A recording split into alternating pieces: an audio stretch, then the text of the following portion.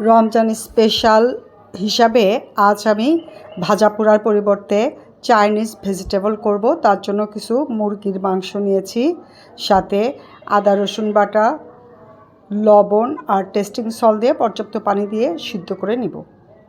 ঢেকে দিচ্ছি। এই যে আমার চিকেনগুলো সিদ্ধ হয়ে গেছে।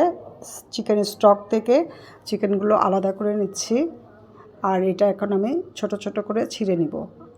আর এইখানে নিয়েছি কিছু কর্নফ্লাওয়ার 1.5 টেবিল চামচের মতো, তার মধ্যে পানি দিয়ে আমি এটা লিকুইড করে নিচ্ছি। আর অন্য পাত্রে গরম পানির ভিতরে আমি কিছু সবজি নিয়েছি, এখানে পেঁপে আর গাজর, এটা আমি 40% সিদ্ধ করে নিব। বেশি সিদ্ধ করা যাবে না, পরে এটা এই সবজিটা শক্ত, সেজন্য আমি এটা সামান্য সিদ্ধ করে নিলাম।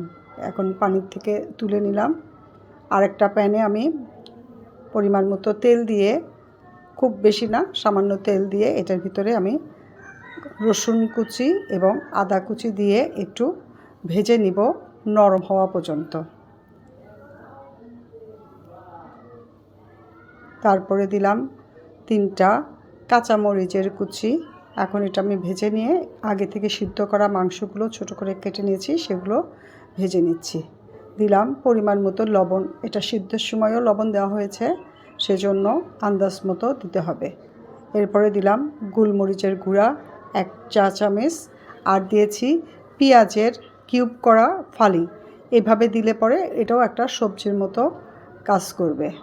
তারপরে আগে থেকে সিদ্ধ করা গাজর আর পেঁপেগুলো দিয়ে দিলাম, সামান্য একটু লবণ দিয়েছি। এখন এগুলো আমি সটে করে নিব।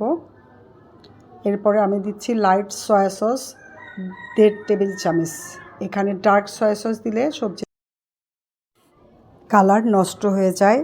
এরপরে দিলাম ক্যাপসিকাম, তারপরে দিচ্ছি সামান্য একটু লবণ।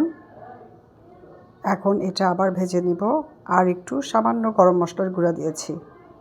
এখন এটা আমি সটে করে নিব। তারপরে দিচ্ছি চিকেন স্টক। এই চিকেন স্টক দিয়ে স্যুপও তৈরি করা যায়।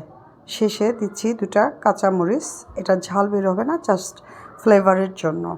এই যে আমার তৈরি হয়ে গেছে। এরপরে আমি সামান্য একটু চিনি দিয়ে ফিনিশিং দিলাম। এরপরে আমি সার্ভ করে দিচ্ছি। তৈরি হয়ে গেছে আমার খুবই হেলদি আর সুস্বাদু চাইনিজ ভেজিটেবল। এটা দিয়েই আজকে আমরা ইফতারি করব।